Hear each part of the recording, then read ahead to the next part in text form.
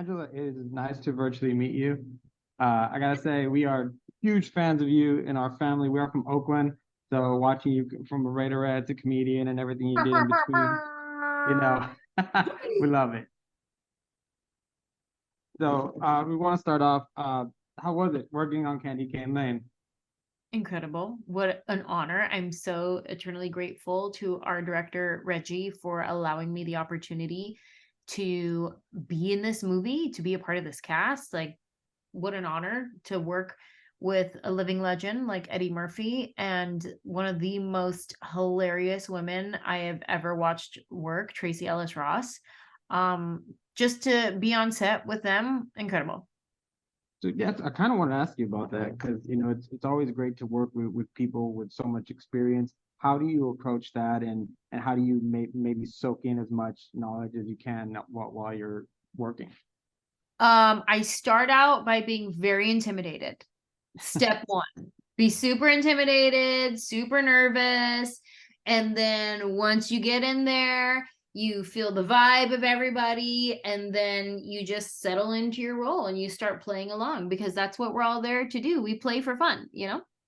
Yeah, and something that's really awesome about the film is all these set designs. Got a chance to speak with the production designer and everything. Is it as good as it looks on screen? Incredible.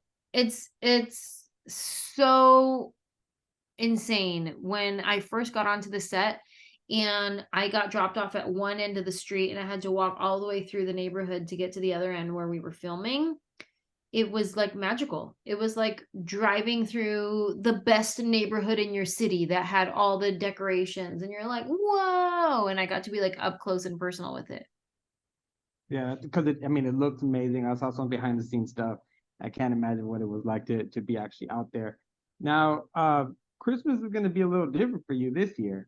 I think you got a little bundle of joy a little bit sooner rather than in December. What is it like for you now as a mother going into these holidays?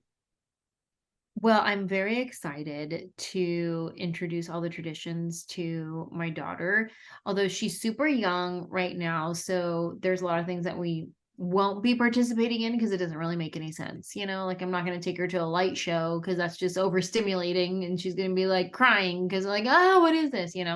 But I am looking forward to, as she gets a little bit older, to be able to participate in things like that, picking out a Christmas tree and decorating and making Christmas treats and, thinking about who we can give gifts to. Like, I'm excited to do that with her.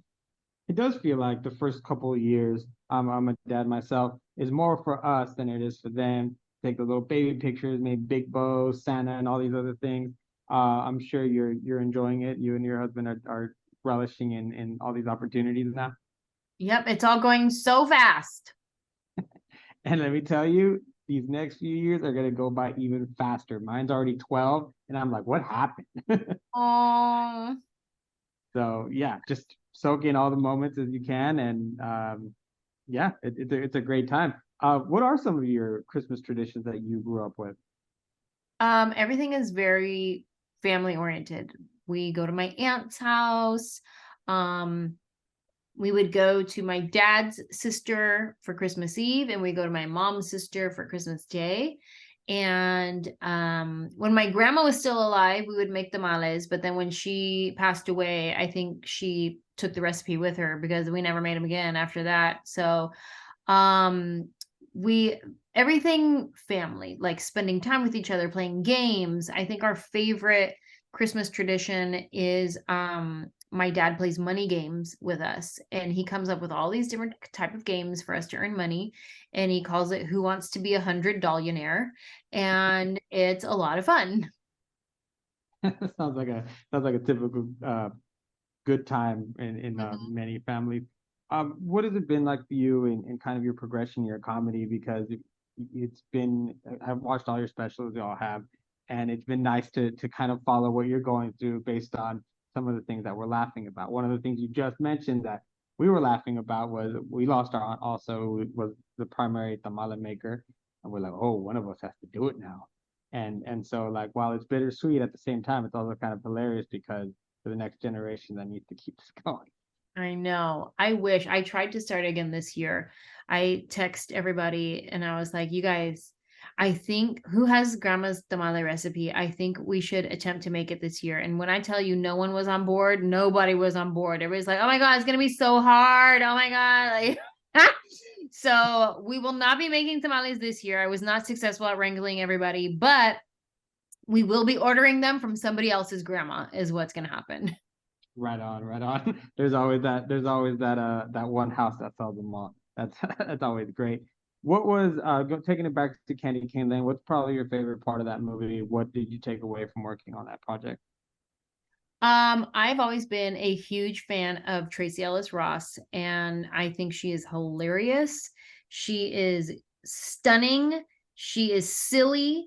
She is fire. She is all the things, and I love her so much. And to be able to work with her was incredible. And to like fangirl on her from afar and to not like freak out in person, like that was, I was successful in that. So Yeah, it sounds like great. I've been in the press room with her before. It was very exciting. But Anjelah, thank you so much for spending some time with me this afternoon. It means a lot to me as somebody who's followed your comedy and your other movie appearances, voice acting, and so much more. So getting a few minutes with you means a lot to me. thank you. Happy holidays to you and your family, and hopefully we'll talk to you again. Same to you.